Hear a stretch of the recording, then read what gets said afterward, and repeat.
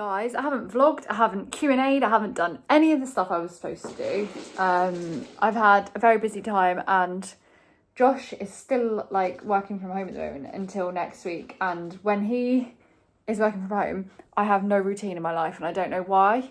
I just don't do what I'm supposed to do at the same time as I'm supposed to do it. Today has been, no, like this week has been his first time back helping with the candles as well in honestly about a month, maybe a month and a half. Sorry about that, that's somebody I'm talking to on Fiverr. Cool.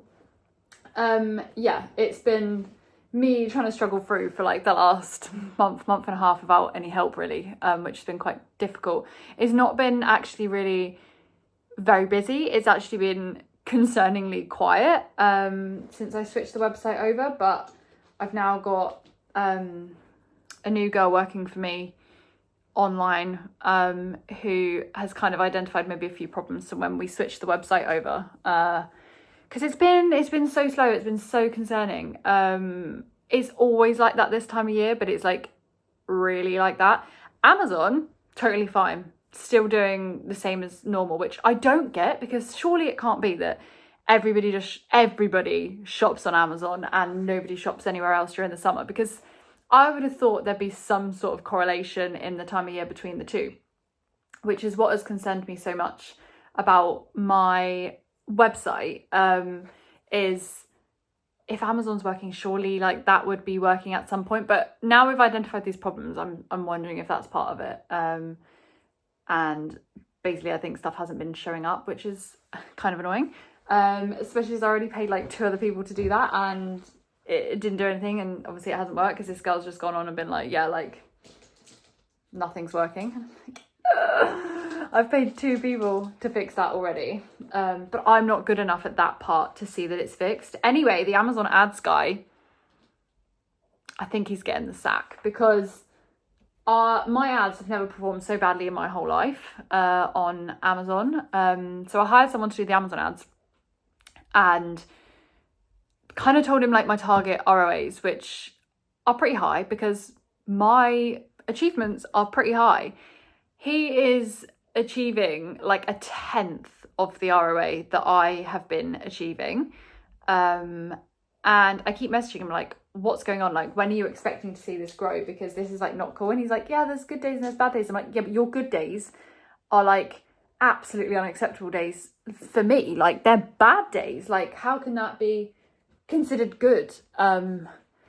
So I don't know. I feel like he maybe works with newer businesses who are just excited to get the sales, because he gets sales, but what's the point in having sales if you're not getting the right profit margins and ROA and stuff and spending too much? Because I can do that myself. I've been doing that. I've been doing it with good ROAs, but like, I'm not just paying someone to get me sales. I want to be paying someone that's going to, you know, increase the profit. So that was kind of a waste of time.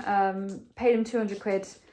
I've got him until like the 8th of July, but to be honest, I'm probably going to kick him off because he's actually doing damage. And then he went on yesterday to edit one of my my actual ads, which has got a really good ROA. I've got like an ROA of 12 on it, and he went on to go and edit that, and I had to message him like, can you please not touch my ones, because his highest ROA is 4 now, to be fair, but that's in the last like 2 days since I had a bit of a go at him. Before that, his highest ROA was like 1.7. And mine are 12, and then he went on to edit mine, and I was like, don't touch mine, because mine are doing all right, don't touch them. Like, I need at least something like doing well. So I think I'm going to take back over my own Amazon ads, and then this new girl is going to handle all of the Meta ads and all of the Google ads, so which I haven't run before, Google ads.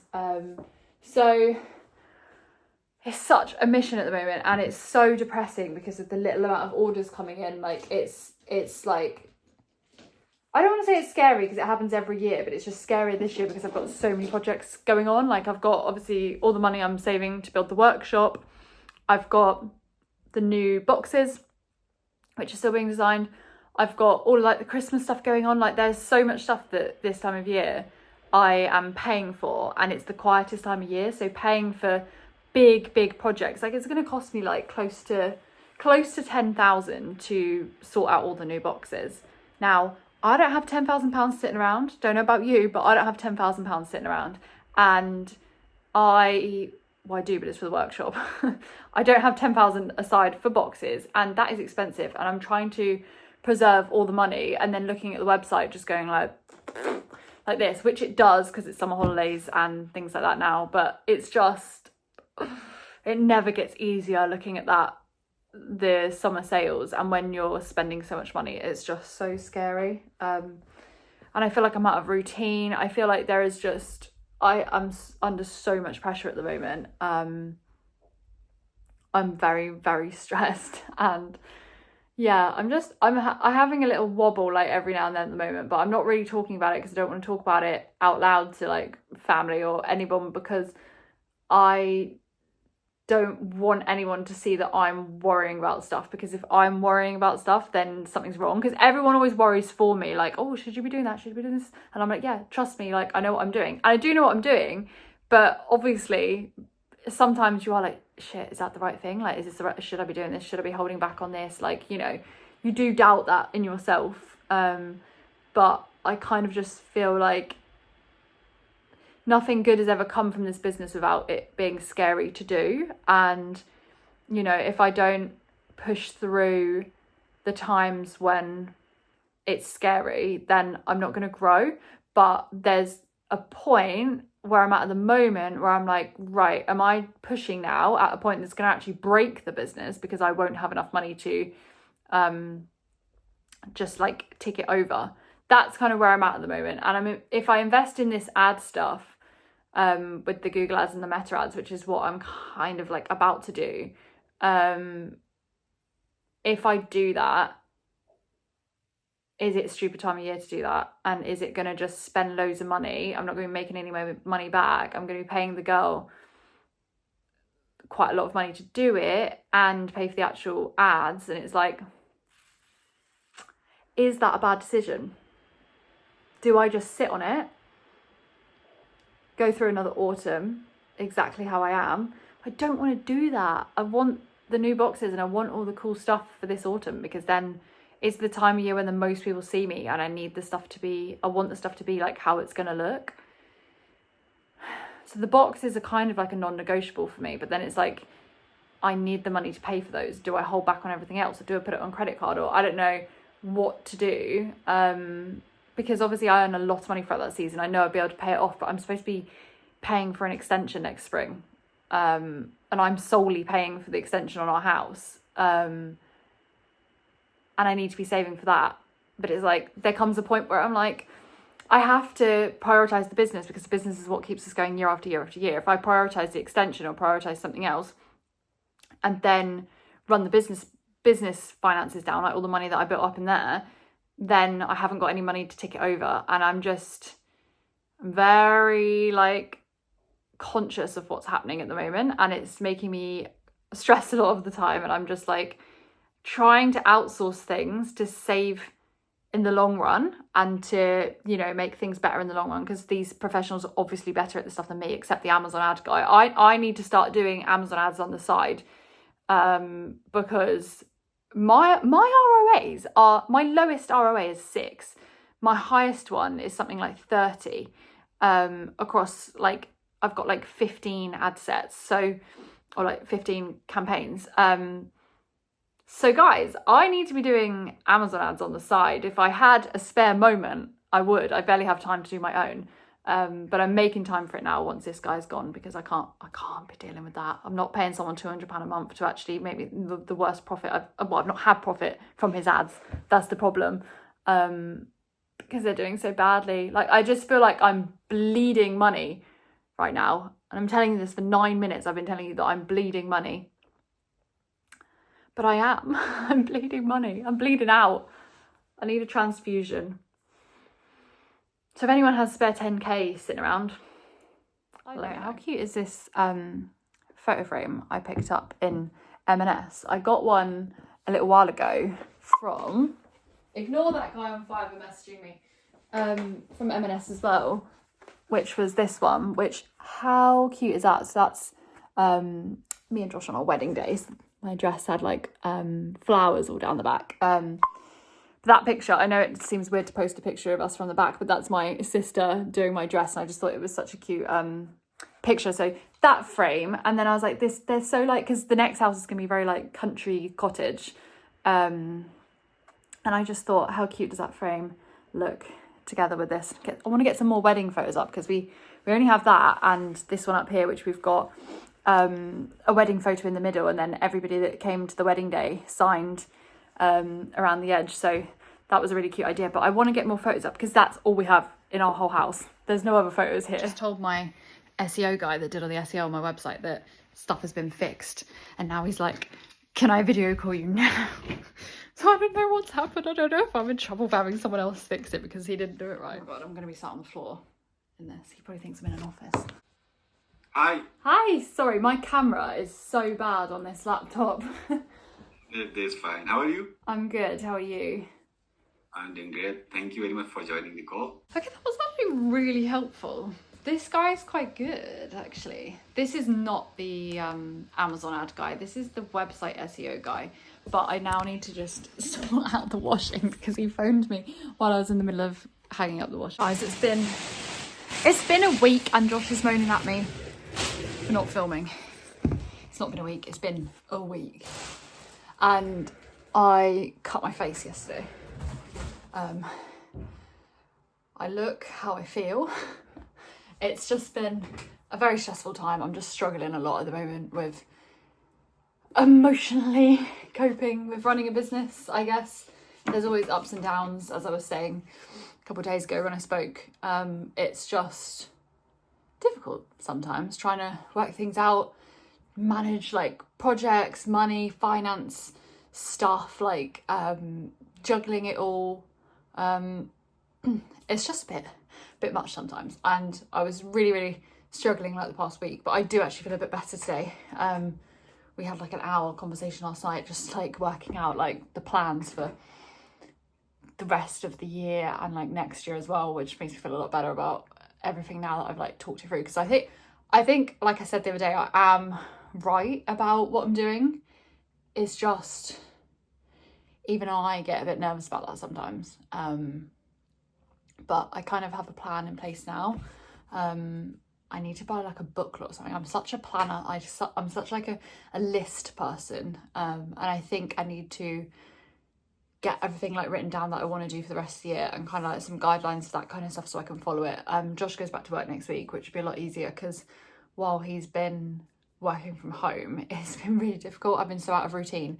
And we haven't really been working because he's had like a month, like I said, a month and a half off of doing candles, which inevitably means if he's like chilling, I'm not wanting to do candles. So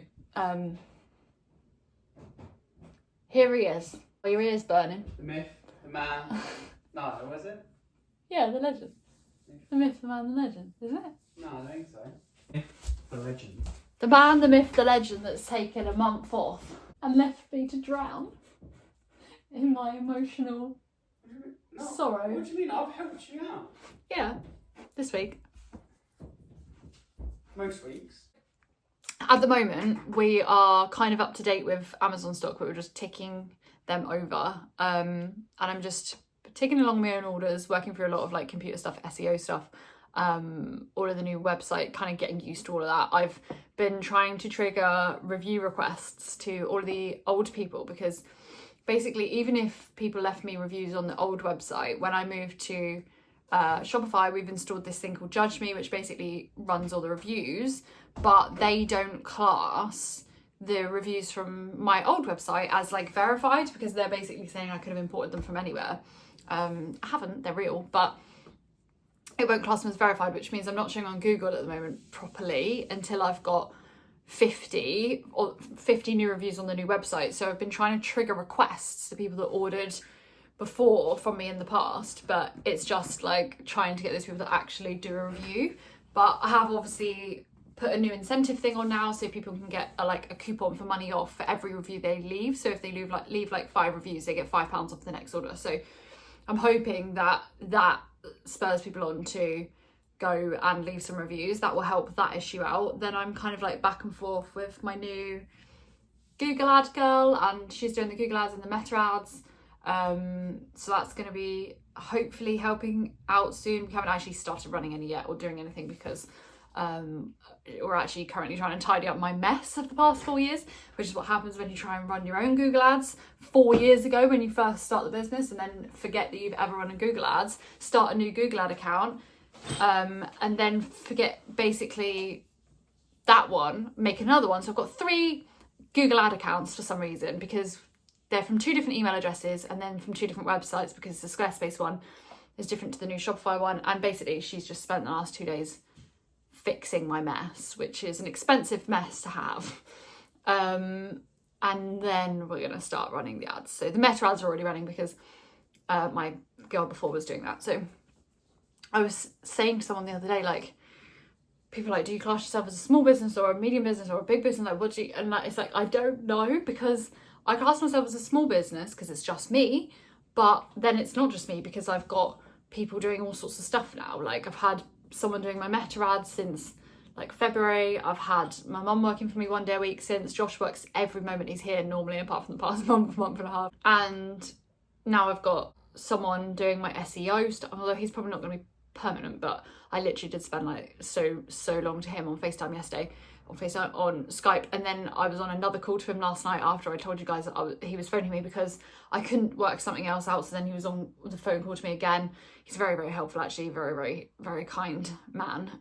So basically this week is just an absolute mess and a faff of things, but I thought I might do the Q&A now within this video, and then get this video up and posted to you so I can actually get on with another vlog, because there's loads of like really cool stuff going on in like my non-candle life. Don't ask for an update on the house because it is just not going too well.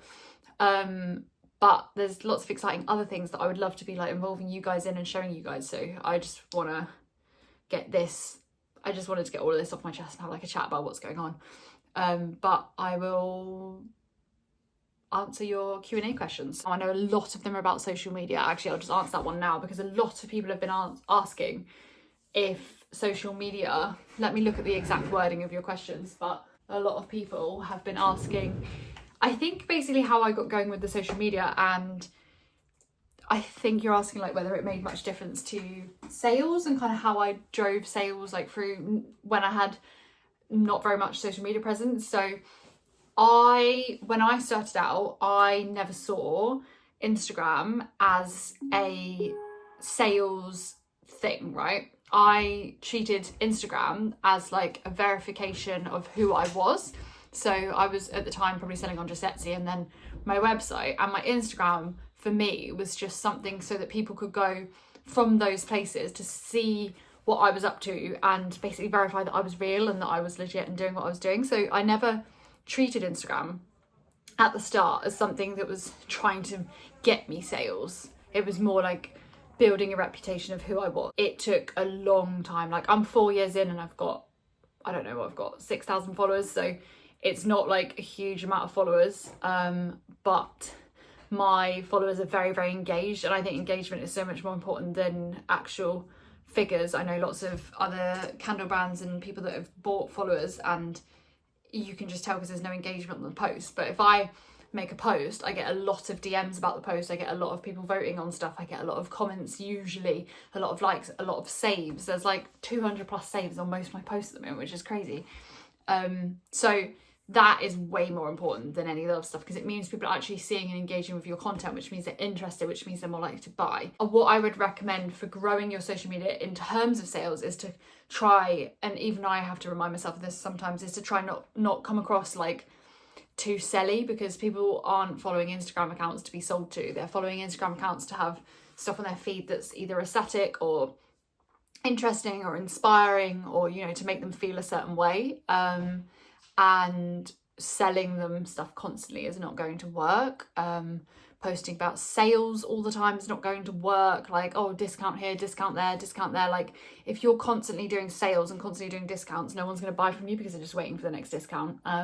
I do one sale a year on Boxing Day, so everybody knows, and I've built a reputation for it. Every single person knows that people can only get money off, apart from like the welcome joining by email thing, there's only like a big sale on Boxing Day, and that is it. So on Boxing Day I can take like up to £4,000 sometimes it will be bigger every year. But like I think last year we took maybe, I can't remember actually because I'm getting confused with the November stuff that went on as well. But everybody comes on that day because they know that that's the only day they can get discount on the candles. So it's a good way to build up a bit of reputation with that. And also I feel like if you're constantly offering like discounts all the time, it just gets it gets a little bit beggy, and it also gets a little bit like people will think like, okay, well if they're always offering off that discount, then surely they're charging too much for their stuff. Like, why are they charging that amount if they can constantly offer like 30% off or 25% off or stuff like that? Like, why are they pricing it so high? Whereas I kind of market it as though like I'm giving you the best price possible. We've got really high quality stuff for like a medium ranged price, is what I would class it as.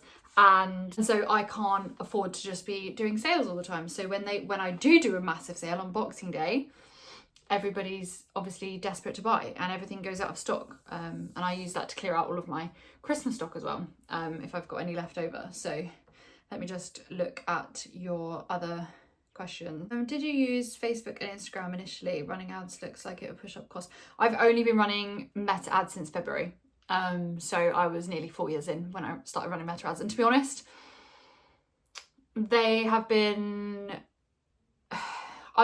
I've made money from them, and I had really good success in the months when it was candle season, which is the months where I'm kind of doing well anyway. I, at this point in time, wouldn't recommend Meta ads.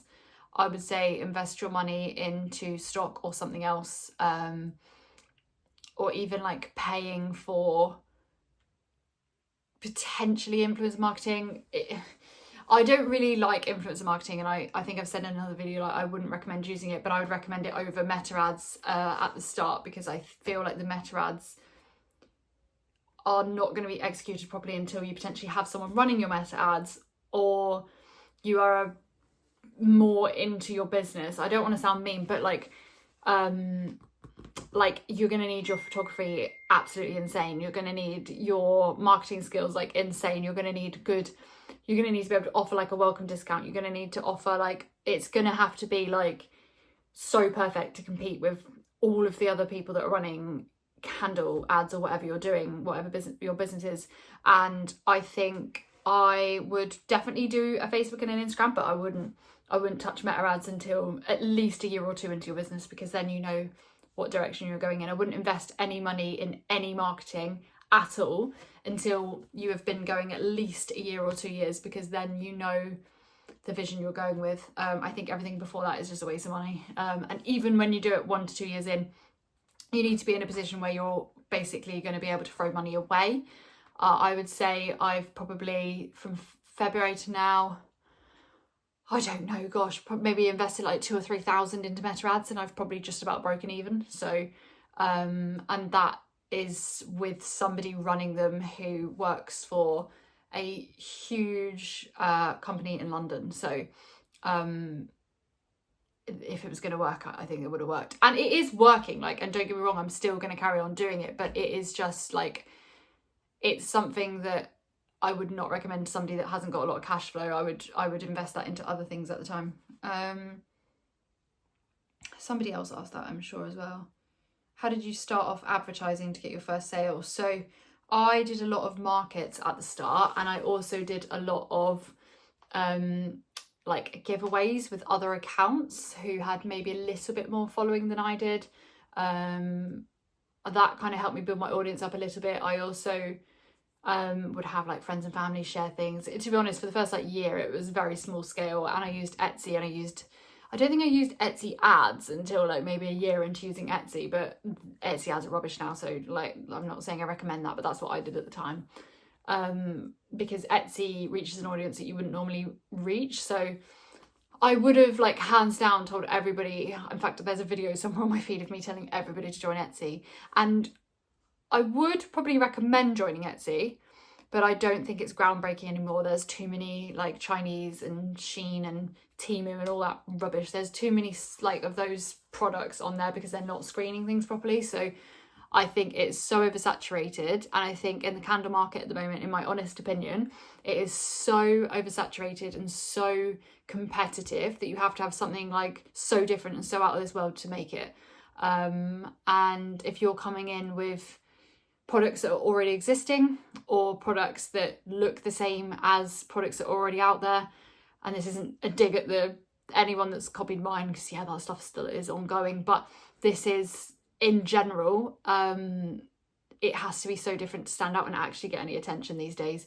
So I would go for something really bold in whatever industry you're in, something that like solves a problem, or that like something that it doesn't exist and people are like, oh wow, I need to try that, or I need to have that, or like, oh, that's a really cool scent. Like, I don't know, just be creative, and just keep posting about it and stay consistent with posting, and people will find you.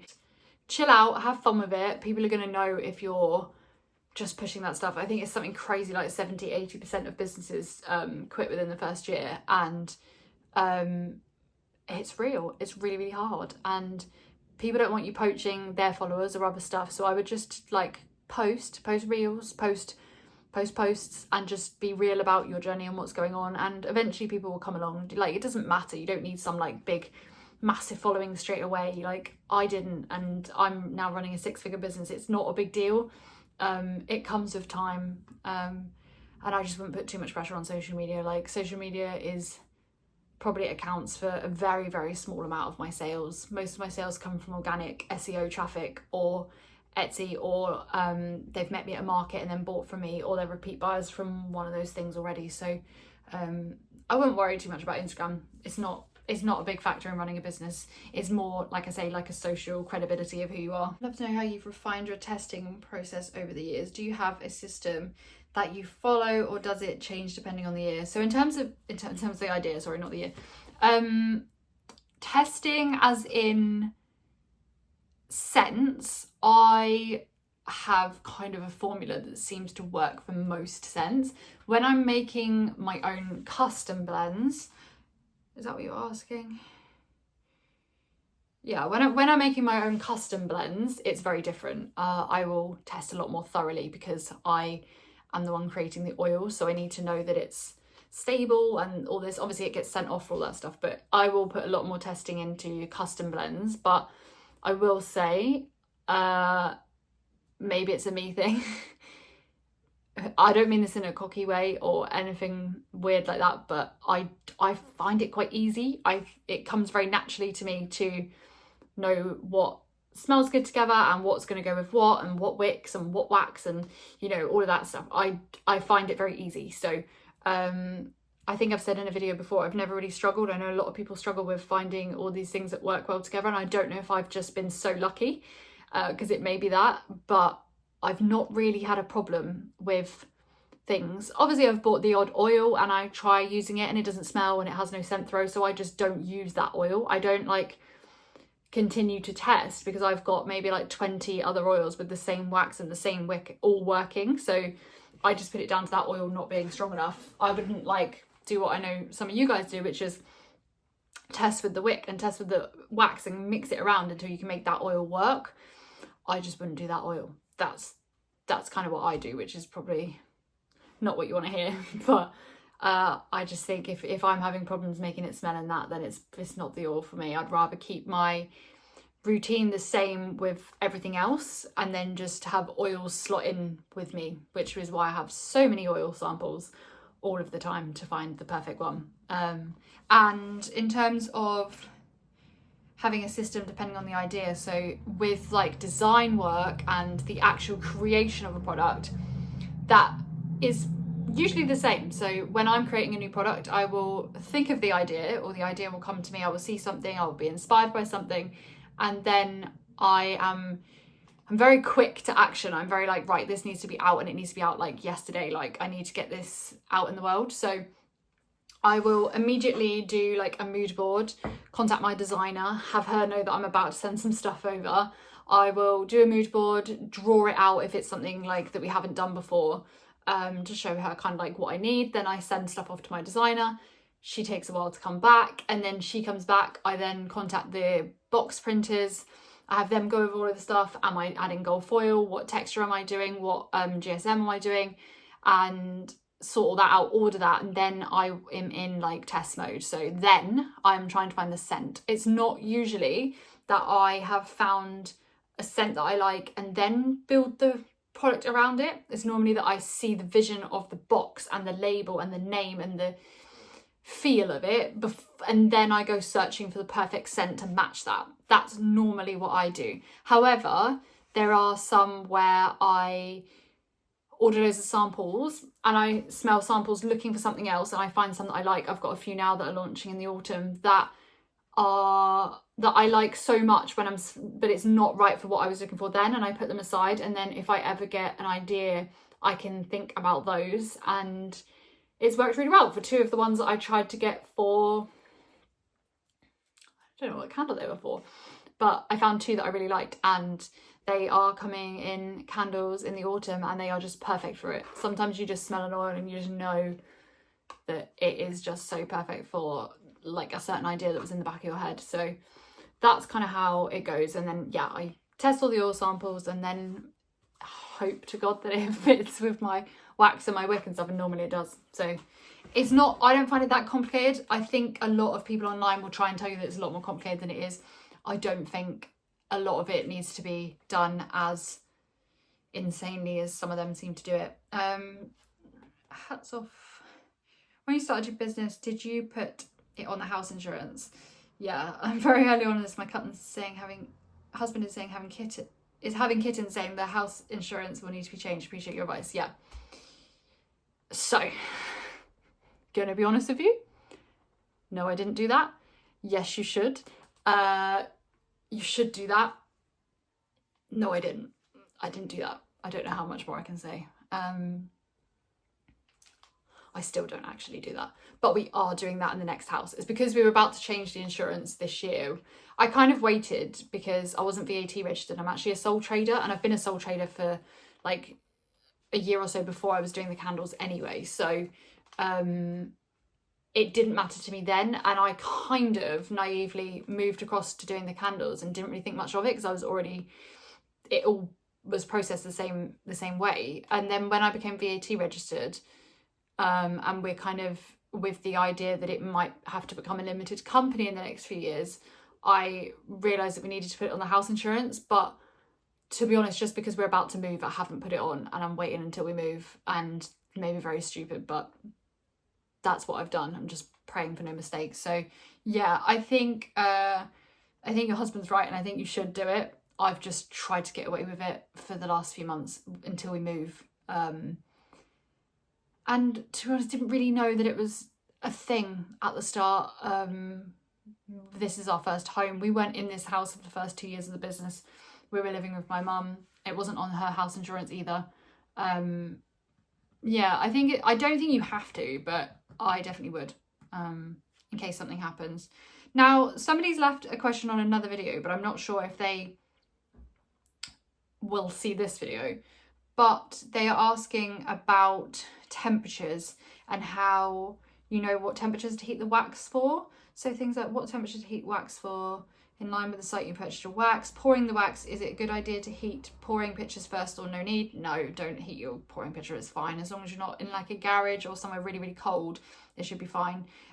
Temperatures to heat the wax to. Most of the places will tell you, but for example, all the soy waxes I've used, I used to use C3 soy wax, and I'm sure I heated that lower, like 55, 60, maybe like heated to 60, poured at like 55, but I now use 464 soy wax, and that I heat to 80, I think.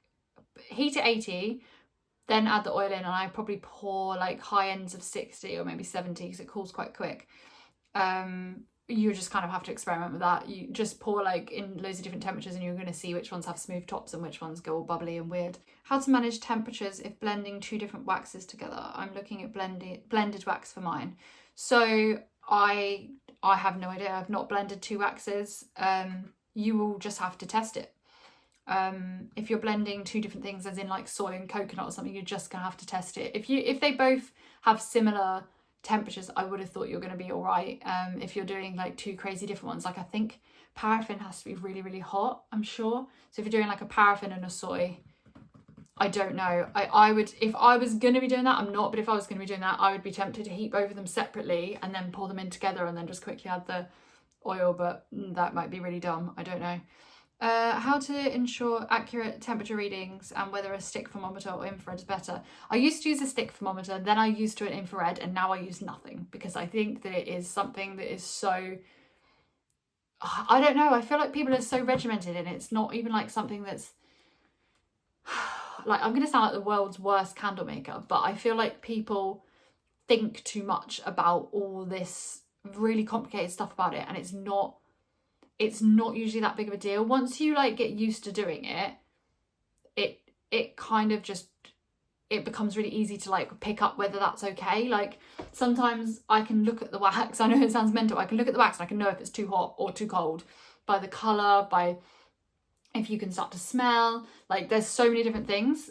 But the wax boiler has a temperature reading on it. So I have that set at 80 degrees. And so I know like when it comes out of there, it's 80 degrees. Sometimes the wax boiler can get really hot though. And actually it can get to like 90, 100. And then you kind of like it's going to ruin the wax. But I have a wax boiler with the temperature on now. So I don't have to take temperature readings or anything. Obviously, I know a lot of you will pour into this from the wax boiler and then be waiting for it to be the right temperature to add oil and waiting for the right temperature to pour. Quite honestly, I think a lot of it is bullshit. I would just get your wax into here, add your oil in and pour. Like, I don't think it's a big deal. I've not had any problems with it. Let me know if you do. But I don't think it's a big thing. I think it's a lot of things that the industry try and sell you different things, sell you thermometers, sell you this, sell you that, sell you ideas, try and get you. It's like, I feel like it's trying to force you to buy so much stuff and test so much stuff to build the absolute perfect candle, when actually you might sometimes have a little crackly wick, you might sometimes have a little mushroom on it, but if the majority of the time the candle is working fine, then it's going to be pretty much fine. Like, I'm not sitting here saying I'm selling imperfect candles. My candles, I've had like 2 or 3 returns in 4 years, so through my website sales, which is like incredible. And so I'm obviously selling quality stuff, but I just find a lot of that stuff just such a scam. I feel like with practice you will learn temperatures, you will learn all that kind of stuff. The only thing that really matters is wicks, like, because wicks can be really dangerous if you get it wrong, and the oil quantities can be really dangerous if you get it wrong. Like, they can be flammable and the wicks can be too big, things like that. So I think if you nail your wicks and nail your wax, your oils, not your wax, your oils and your wicks, I think like your chill is fine.